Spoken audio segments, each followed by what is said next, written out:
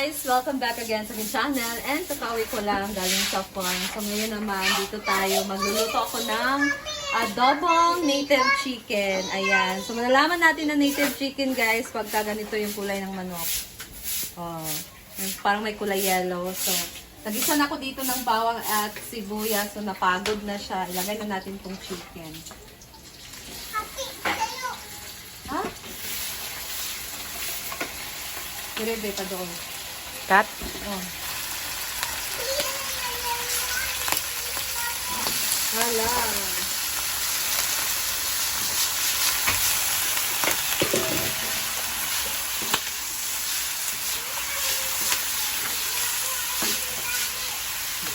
Bot, ano?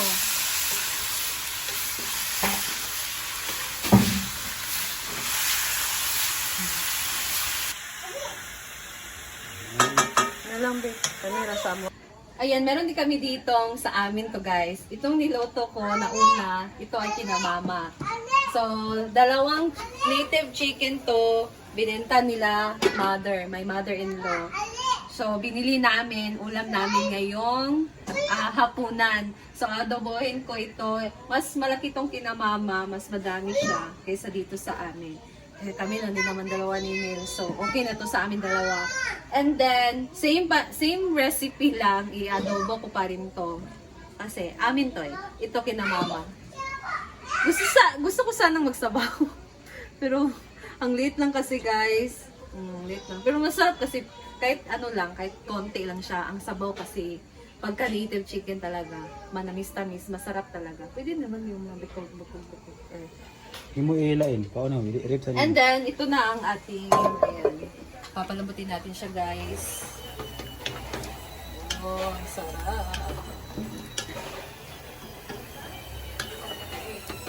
Lalagyan natin ito ng, guys, ako hot water. So, naglagay ako dyan ng mainit na tubig. Lagyan natin siya ng Sprite guys. Pampalambot. My goodness. And then, paminta.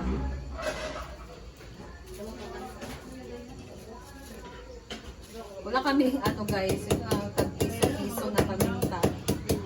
Dito.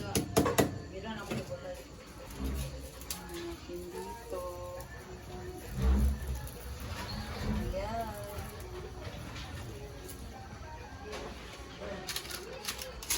Tapos, granules. Yan. Latag na natin yan. Lagyan ba nito? Ano lang? Toyo, of course, and suka.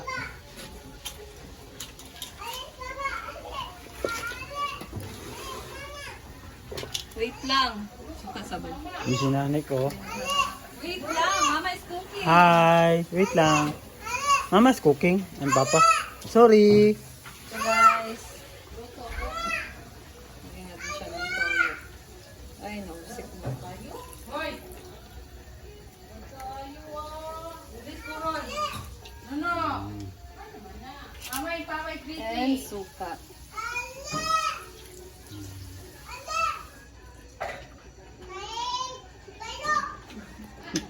Sudo. Bagpoyo. Yung sinanay guys, ang ginahanap niya kami. Quiet, pinarikon. Lambutin na muna yan. Kaya na muna yan naibigay. Ito, isang marisito. So, tinakpan niya muna niya guys. Para mambot yung karne ng manok. Sa katamtamang apoy lang daw. Ayan, ito naman ang amin na ulam guys. Adobo pa rin natin. Same lang din naman yung process. Thank you Ma'am Chon. Ginamit na po ni Ivy. Yes, and Ma'am Chona, thank you so much sa karote. Ayan, ginamit ko na. Para maganda ang aming lutuan. Siyempre, meron kasi mga basher dyan. Ayan, ang ganda ng aming lutuan guys. This is karote. And this one din is karote. Ah, diba? Bongga. Tatakpan muna natin yan. Tatak. Karote. Ayan guys, for my adobo, ang nilagay ko lang naman dito ay konting Sprite, pampalambot, pampadagdag din ng flavor, toyo, suka, And paminta lang na huiso or kung meron kayong black pepper na powder, pwede yan. So, ayan lang. And then, ano na? Ganyan ako nag-istorya niya. Papalambutin na lang natin to, guys. Anong kakaibahan ng lasa ng Bisaya at hindi Bisaya? Masarap talaga ang native chicken. Ewan ko, pero native chicken, kahit na yung kilo nito, dito sa amin guys, yung kilo is 300. I-compare siya sa hindi native to 20? 20 lang yung kilo. Kaya, bahala ng mahal, pero the best naman yung sarap niya. Ibang-iba talaga sa chicken na nabibili natin lang dyan sa market. And then, ito naman kinamamabuksan natin kung bumaba na ba ang tubig or sabaw nito. Oh. Oh. Yan, oh. Bango na. Pa yan, guys. Ang bango na guys. Ito naman takpan natin. Kuha mo natin ng toro. Ito na ang ating adobo. Yan guys. Malapit na siya pag mag-reset. Masarap yung maparesiko no? Yung ano na ba? May mantika. Sarap siya pag magmamantika na yung sabaw.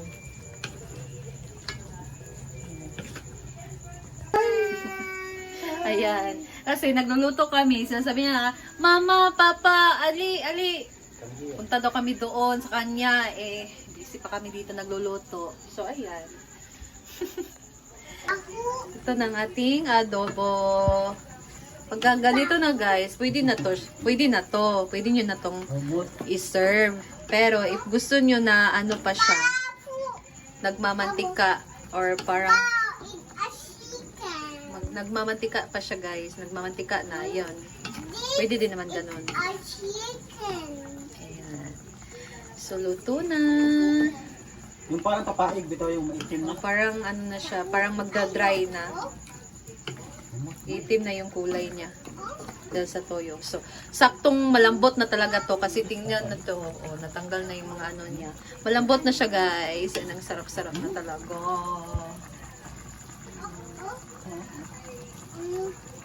Ayan na guys, naluto na ang aming adobo. Flash na po. Ito na at luto na ang aming adobo. So, it's time to eat na. Kain na kami guys. My gosh. Sarap-sarap. Thank you na for cooking. Iba talaga ang native na manok. Yeah. Yan, nagsasalita nga naman si Neil. Yan po guys. It's time to eat. Dalhin mo na yan dito dahil maubos yan sa pusa pag iniwan mo yan dyan. Hindi yan matatakpan. Kailangan mong hawakan. Baka mabasag. Okay. Let's go! Yan na guys, kumain na una si Neil. Hi guys. Kasi Nagutom na ako guys.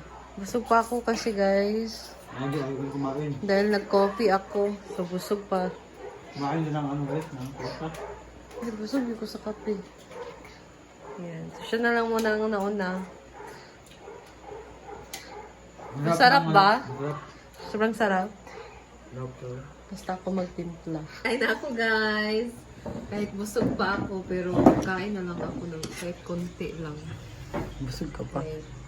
Oo, kasi pag mamaya, alam ko mamaya pag ano nahihiga na, gugutumin na ako. So, parang kapoy naman mo bakot. So, kain na lang tayo. Kahit medyo busog pa. Ano din siya ng movie. This part is my favorite. Ayan. Ito naman. I like that too. Let's eat!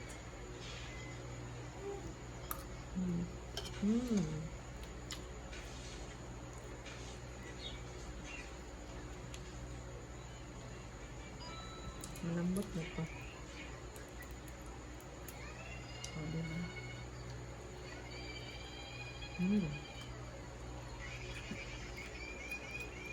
Sarap!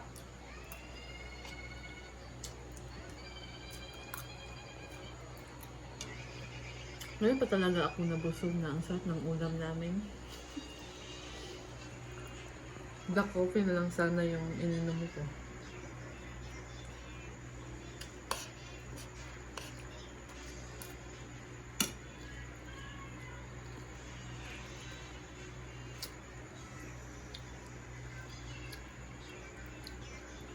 Yung cellphone na yun ah.